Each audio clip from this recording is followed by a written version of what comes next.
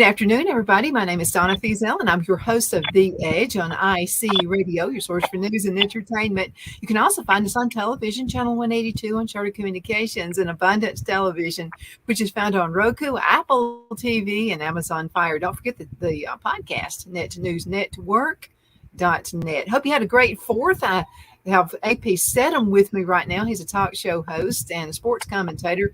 Hello, AP. Did you have a good 4th? Hey, yes, Don, I sure did. Thank you so much. How about y'all? Oh, yeah, we did. Even in the town of Geraldine, I was hearing, this is a small town, but I'll tell you, we're very patriotic here. The sound was just incredible. And so people had their firecrackers and fireworks and everything all out there. And so we all had a lot of fun. Yeah, it was a beautiful day here on the coast, and had the music and the fireworks. It usually starts around 9 o'clock. That's when it gets dark, or the right amount of darkness. So everything worked out well down by the Fairhope Pier this year. Love America. And I'll tell you another thing I love about America is we are football crazy and baseball crazy too. So footballs, we're waiting, anxiously awaiting what's going on. Yeah, we're waiting for that football, Donna. This is a couple more weeks. We'll be in Nashville, and we'll be doing the show up there, Donna, because it's the SEC Media Days for football. And Don, just to give you an idea, when you say the SEC loves football, it's 4 days. 4 days. Okay, think about that now. There's 14 coaches, so I think it's like 3 coaches 1 day, 4, and then 3. That adds up to 14. Okay, so let's give an idea of another league. The Pac-12, they're going to have their media day, 1 day. SEC has 4 days for their football preview. But it gives you an indication of the rabid fan base and how much it's important to everybody to have. Every coach has a long time, and their team has a long time to do the interviews on their day, on their specific day. So they'll have the head coach, and then usually 3 players will be with the coach. So you get a chance to talk to 4 people from each program, which is great. Well, you've been on the show for a long time, many years, and I look as forward to media days as you do, and I don't even get to go right here. So how has media days changed throughout the years? Yeah, Donna, they normally had it in Birmingham, Alabama, most of the time. Then it shifted to Atlanta for a few years. And now this is the very first time it'll be in Nashville, Tennessee. Mm-hmm. So that's a big change. Now, Nashville is going to be prominent in the coming years, Donna. They already have the SEC men's basketball, quite a few of the SEC tournaments up in that city, but they're getting a new stadium, a Dome Stadium. So look forward to maybe, I know it's the SEC football championship has been in Atlanta since 1994, but I think you're going to see it up in Nashville in the coming seasons. So they'll have the SEC football championship, probably try to get the Final Four in basketball, the Super Bowl, probably the college football championship. So Nashville is going to be a key figure in involving the SEC in the next few years. But the SEC media days, it stays the same pretty much as far as the process of interviewing the coaches and the players. There's a big print room which has the most reporters in that room, and then there's a TV and radio room that is I usually try to sit in that room the last couple of years, the TV and radio room. And Donna, that room doesn't have as many people, so I can get more questions. Oh yeah, you get a little more time with them. Yes, I can ask more questions. In the other room, it's probably, as far as the number of individuals, I'm going to say minimum 2, maybe 3 times more of people, maybe 4. I don't know, maybe 4. So I say, well, why don't I stay in this TV and radio room? Because I can ask more questions of the coaches and the players. Yeah. Who are you? I know you love talking with everybody. You're a very people person. But who, if you could only pick one person to interview, who would that be?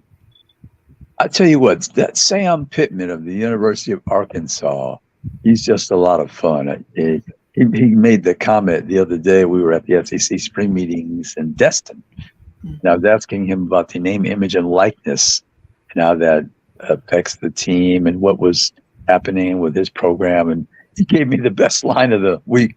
He said, if you pay him enough money, they'll live in a tent. If you pay him enough money, you'll live in a tent. That sounds Right. like my kind of guy right there. Right. In other words, Don, it used to be, the main question, a couple of questions at the top of the list for each recruit was about playing time. Yeah. Am I going to be a starter? Am I going to get playing time as a freshman? What do I need to do to be on the field very early? That was a big question.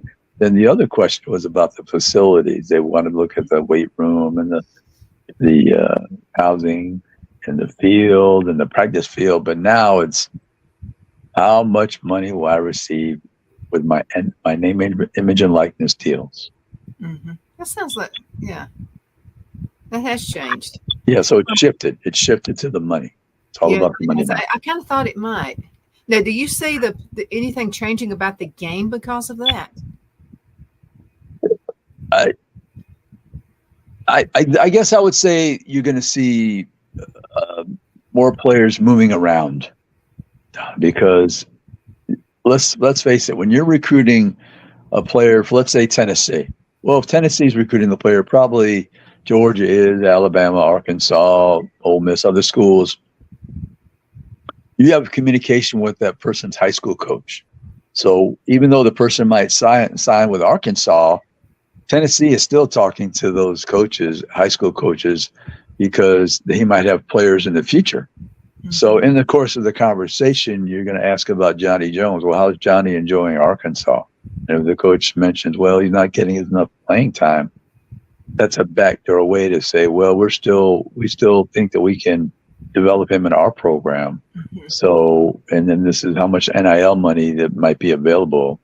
So you're going to still have those conversations, and that's why you're going to see the movement, because that's that steady stream of communication. It doesn't end. I just hope I don't see a shift more towards personality instead of how the player actually plays. Right. That could affect a few players because, as we know, if you're playing left guard, that's not the quarterback. You're not being in the highlights. So what can you do to improve and increase your potential NIL ability to make more money? Well, you have to have that personality. So maybe you have to do something on your social media platforms, or maybe you do something during the game. Maybe you have a celebration of something. Maybe you're a defensive edge rusher and you make a sack. Maybe you do something to create attention for yourself. Uh-huh. And I wanted to mention this too. If you have any questions, you can send those to Donna at donnasedge.com. That's Donna at donnasedge.com. Reginald had a good question for you. Okay. And this has to do a little bit with personality. Yes. And football players. As a matter of fact, I kind of cheated and used his question just a minute ago. But he had another question. And this question also has to do with personality. And he said, do you feel like, or not really personality, but he said, do you see, like when you go to media days and you just talk with people and maybe it's somebody's first year, they're going to play in college. Sometimes they have the training, say for quarterback, but the coach may put them in somewhere else. He may see their strength somewhere else. And so Reginald wants to know, how often do you think that happens when they had a particular training and so they see somewhere else to put them? Yeah, every once in a while there's what they deem is called an athlete. What position does he play? Well, he's an athlete. So that means possibly he plays wide receiver, but sometimes he might, on certain occasions, play defensive back. That does happen occasionally, not too often. And then the lineman, Donna, maybe you're the center, but also you're the backup guard on either side. Maybe you play the left tackle. Maybe you play the right tackle, but if the left tackle is injured, you have to move from the right tackle to the left tackle. And I would say, and then the tight end, sometime maybe you're on the line of scrimmage with your hand in the ground, but sometimes you considered an H-back. You're in motion in the backfield and moving from side to side. So there's on occasion, but mostly it's usually with I would say a wide receiver playing that position, and maybe a little bit on the defense because he has a special skill. And at the end of the game, they're trying to prevent a deep pass, so they put him in the secondary, just waiting for that long pass. It happens occasionally, yes. Now, Pete had a good question for you, and he said for me to warn you it's a loaded question. Oh, okay. So, That's fine. Yeah. not really. He's afraid we're about to start a trend. Right here in Crossville, Alabama, I'm pretty sure you've heard, they're not going to have a football team for high school. Oh. Yeah, and they've always been strong and powerful. As a matter of fact, Geraldine always played Crossville every year, and we got whooped every year too, by the way. So they've always had a good, strong team. So they're doing away with the football program, and they're going to add soccer. And it's because of the many Latino players who have entered Crossville High School. He's afraid that's going to be a trend. What do you say about that? Yeah, Donna, what was that word you used before the players entering Crossville? What did you say? There's so many players. Yeah, a lot of Latino players. Oh, I see. Oh, Latino player. Right. Well, yeah, that's their, football is the biggest sport in the world. Football has another meaning in other countries. It's the soccer. Mm-hmm. So, but I would say, I guess it's football is a manpower sport, Donna. American football, you need 11 players minimum, right? I mean, you have to have 11 players on the field. So I guess they're having some issues with getting enough players out for the football team. So it's not like basketball, 5 players, you can get a team. But football, you need really more than 11, of course. You want some substitutes. So that must be the case. So they have to make a decision. And because if you don't have enough players, you don't want to put someone in a position to be injured or not have enough manpower for the coach to field the team. So that must be the case in CrossFit. Well, it's quite the shock. When I heard it going through, I thought, well, somebody just had a dumb rumor out. So I didn't really pay it much attention, but it's the truth. I mean, that's the way it really is. So, AP, we have to go into a commercial break. We're going to be right back in just a few minutes. Everybody hang in there. Remember, if you have any questions, Donna at donnasedge.com.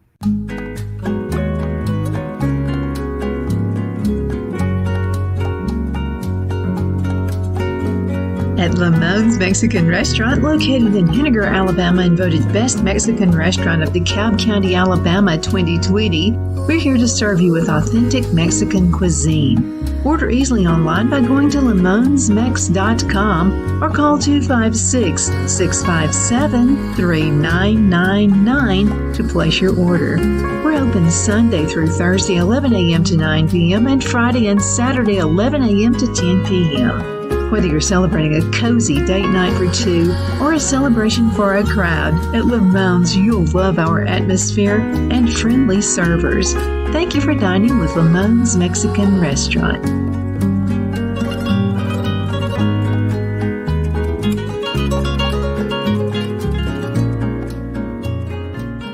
Let Rhonda at Rhonda's Elite Tax LLC take the burden off you for all your tax needs. I know because Rhonda has been taking care of my business since 2013. I feel Rhonda works for me because she knows the direct questions to ask to better benefit my unique business in order for me to get back the biggest refund possible. Rhonda is an ongoing student, and she knows tax laws are in a constant change every year. Call 256-281-9903 for an appointment to take the dread out of getting your taxes done. Rhonda is located at 11968 U.S. Highway 431 in Boaz. Again, that number is 256-281-9903. And let Rhonda's Elite Tax LLC champion your personal and business taxes.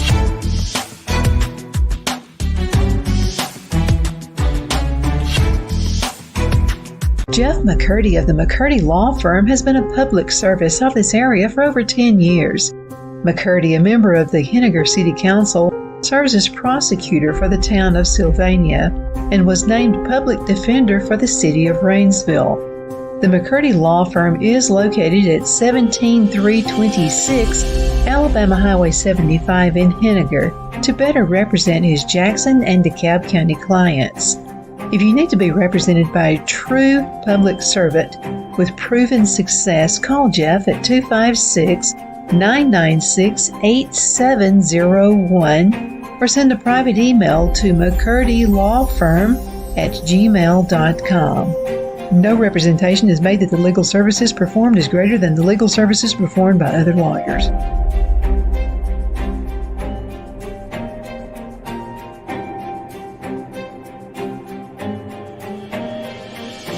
At Liberty Bank, we're all about community, whether it's to help with a charity fundraiser or help families in need. Toys at Christmas or a local football team, we're here for you. You see, we realize the importance of family. Sometimes it's to build a new home or necessary home repairs. We're here for you.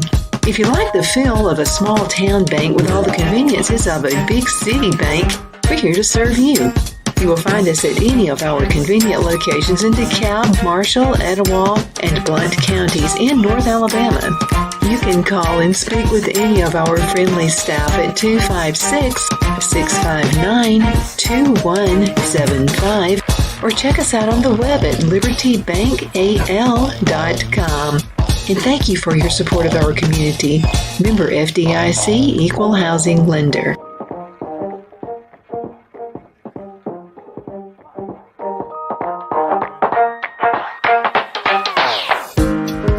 We're back from commercial. Thank you so much for watching The Edge on IC Radio, your source for news and entertainment.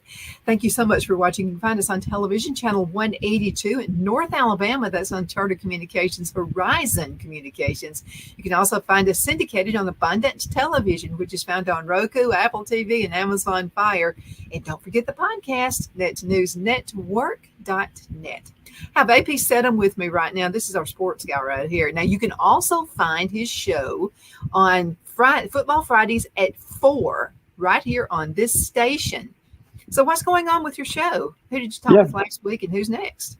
Yeah, Donna, this week, every week for the last month or so, we've been trying to discuss a couple of teams in the Southeastern Conference, giving a preview. So this week, I think we're going to discuss Alabama and Vanderbilt. Those are the last two teams on our list because we've spoken about the other 12 teams at this point. So we're going to try to discuss Alabama and Vanderbilt with some people who cover those teams. So yeah, Football Friday, 4 p.m. Central, IC Radio every Friday, Football Friday. Listen to it right here on the show. AP and Kelly as we see it. Well, it's always such a good show too. We've got a lot of response as well. A lot of folks love your show. Oh, thank you, Donna. We really appreciate it. Yeah, if they want to send you questions, or they can even go on our website, Facebook website, social media places. They want to have some questions, reach out. I'll be glad to answer them. Mm-hmm. It's all pertaining to football. And what kind of season do you see this coming year? Right. As always, it's going to be that unscripted drama. It causes all the excitement and the anticipation, and it's getting close, Donna. When it's July, we're thinking about the media days, SEC media days, and then next thing you know, August, the practice begins. Mm-hmm. Yeah, well, I think we got it going on in the South. That's probably why, because we are so used to the humidity when we practice. Yeah. We practice. I'm not practicing, but when the players practice, so there's a lot to it. You know, the weather, what you're used to, but then again, we don't do so well when it's icy weather either. No. Yeah, so that heat, Donna, if you're not accustomed to being in such hot weather, you'll have a lot of physical issues for sure, medical issues as well. So everybody has to be very protective and cognizant of the players, make sure they get enough water. Mm-hmm. Absolutely. You know, we're huge fans here of all the Southeast, and a few Texas. We have a few folks who call in, or not call in, but they send messages from Texas as well. It's also from California. And so let's talk about the coaches right now. Are you seeing any new trends from them? Yeah, well, let's take Mississippi State, for instance. They have Mike Leach. He had passed. He was known for being an offensive-minded coach. Now, the new coach is more defensive-minded. I think he's going to incorporate a tight end. Normally, Mississippi State didn't have a tight end on the field, so that's something new for their offense. And they probably won't throw as much. They'll try to also implement more running as well. So that's one change, let's say, for Mississippi State. All the other coaches, it's mainly the same, except Bobby Petrino is the new offensive coordinator at Texas A&M under Jimbo Fisher. So everyone is watching that program down because they've recruited well over the years, but their offense has stalled. They have not been able to score a lot of points. I keep bringing up that number 20 with them. They scored 20 points against almost every team except a couple. I think they had 30 twice. In this day and age where you have one of the primary programs in the state of Texas and you're selecting players and you're having trouble on offense, that's got to be, it can't be personnel. It has to be coaching. So they made a significant change by bringing in Bobby Petrino, who was the former head football coach at the University of Arkansas, University of Louisville, Atlanta Falcons, and some other places. So that's a team, Donna. If you want a surprise team, I'm thinking Texas A&M in that Western Division. Texas A&M. Yeah, they've got to be better than last year on offense, especially. Yeah. Now we have a lot of reasons. Most of this is just, people talking about Tennessee. And we're close enough to the Tennessee state line where that does make it so. But and it's about where do you see Tennessee stating? And you talked about it last week as well. As a matter of fact, you talked about it almost every single week. But they are kind of coming on strong, and I'm seeing a lot happen. Yeah, I've heard some good reports about their quarterback. And Donna, we always focus on the quarterback because, they get the ball almost every play, 99.9% of the time on offense. So Joe Milton III, I think he's ready now to take the helm and perform with proficiency in that Josh Heupel offense. So that's important for Tennessee. We all know that they had the Blitnikoff winner and Jalen Hyatt last year, so they have to have some people emerge at the wide receiver position. We know Brew McCoy is very good, number 15, the transfer from USC, and they have some other people coming on board as well. But Tennessee's a team. They beat Alabama. Now, can they challenge Georgia? Can they continue to challenge Alabama? This year it's going to be in Tuscaloosa, huge game in October. They can lose one of those two games, either Alabama and Georgia, but they can't lose both, in my opinion, if they want to contend to be the SEC Eastern Division champion and then face the SEC Western Division champion for the title of the league. So Tennessee, we're thinking that they're going to be a good team for a long time. Josh Heupel, he's really done great things with the program. Now he's got to get some defense, get some better defense as well. But they were an effective defense down last year. They got to the quarterback, pretty effectively last year. But they got to be better overall, keeping the score down. They had a big lapse in the South Carolina game. South Carolina scored 63 on them. That should not happen if you're a team that wants to contend for a title. Mm-hmm. Absolutely. How do you see them going against Georgia this coming year? Well, Georgia's got a good, excellent recruiting through the years. They're going to have a new quarterback. So if we're going to find out about Georgia early in the season, if their quarterback play is similar.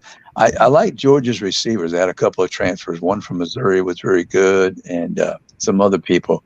But I like, you have to love Georgia's talent. Yeah, Donna. Okay, you have to love their talent just based on the recruiting. Now it's a question of, can they have good leadership at the quarterback position? They have to replace some defensive players that were drafted high. But Kirby Smart has been able to fit in the players year after year now because of the recruiting situation. Mm-hmm. Absolutely. Football is a wonderful sport, and we talk about it all season long as well. But let's talk a little bit about Alabama. I don't know. Alabama seems to be slipping just a little bit. What do they need to do to get back up to be above, let's just say above Georgia? Yeah, Don, they had a couple of losses last year, Tennessee in October, LSU in November. And Donna, they have, I would say, very big question marks. There's little question marks and then there's big question marks. Uh-huh. So the big question mark is at the quarterback position and then the wide receiver. But Donna, Alabama's been spoiled through the years because they've had wide receivers that were number one draft choices. I do not think, I could be wrong. I don't know if you're going to see 4 number one draft choices on an Alabama football team at the wide receiver position in the coming years. I mean, that you don't see that anywhere in America. Never mind Alabama, but they really recruited well at that position. To have 4 number 1 draft choices. Not only were they 4 number 1 draft choices on the team at the same time, but they were all contributing.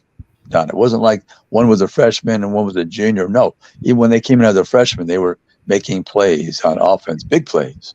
So, big question mark: quarterback, wide receiver. They have a host of good running backs. I don't see any all-conference players at this moment, but they could. They have running backs that could emerge in the all-star category, let's say. Offensive line, I think they're going to be pretty good at that position, and I think they might run the football more, Donna. Mm-hmm. In the last few years, Alabama's throwing the football because they had tremendous quarterback production. But I think you're going to see them run the football more. Defensively, I mean, you have to get some edge rushers to affect the quarterback. I mean, who's gonna play those positions and who will affect the quarterback? And then the defensive back, the secondary, that's always a big question in my mind, Don, because that's the last line of defense. You can make some mistakes up front because the linebacker will make the tackle, or if the linebacker misses the tackle, the secondary. But the secondary is the last line of defense. They all have to be on the same page and be in harmony. So big question mark on the defense, quarterback, wide receiver for Alabama. Kicking game should be solid. Absolutely. I wanted to mention this question. That this one was actually sent 2 weeks ago, and I just didn't get to it, but it's from Tricia. And I have to agree with this. So Tricia said maybe it's just women's intuition, but says Alabama just seem a little tired. Tired. I don't know, Donna. That's a question that I couldn't determine. The coaches, they try to be aware of the number of plays they run during practice and how long is the practice to make sure their team, especially as you approach November, because there's a break usually Alabama has a break that last weekend in October normally. So you're trying to be aware of making sure that they have leg strength and they're not getting too tired. So that's on the coaches to watch that closely to make sure their team is not getting too tired throughout this season, because it is a long season, 12 games. And but that's something that the head coaches, they must keep an eye on that specifically. And them, they talk to the medical people and the trainers, and if they're smart, they'll talk to the players too. Mm-hmm. So, that's the way it is. I mean, that's on the head coach to, and Tricia, that's a smart thing to bring up, because you have to watch if your team, it looks like they're tired and sluggish. Well, if I could change a word, and Tricia, thank you so much for sending that question. It was a good one. But if I could change one word instead of tired, I would say maybe lost a little ambition. Well, Don, I would say that Alabama tries to recruit players that love football, and it means a lot to them personally, individually, to their families. So unless Coach Saban has made a huge mistake, that normally doesn't happen. But there are a few players that end up leaving the program because it's too much for them. Yes, you're right. Absolutely.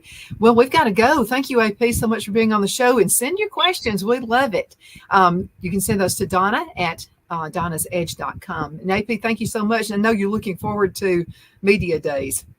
Oh, yes. Looking forward to it, Don. Thank you so much for having me on the show. Football Fridays, 4:00, IC Radio, AP and Kelly, as we see it. Absolutely. Hey, and thank you so much for watching. You take care. We'll see you just very shortly with another awesome.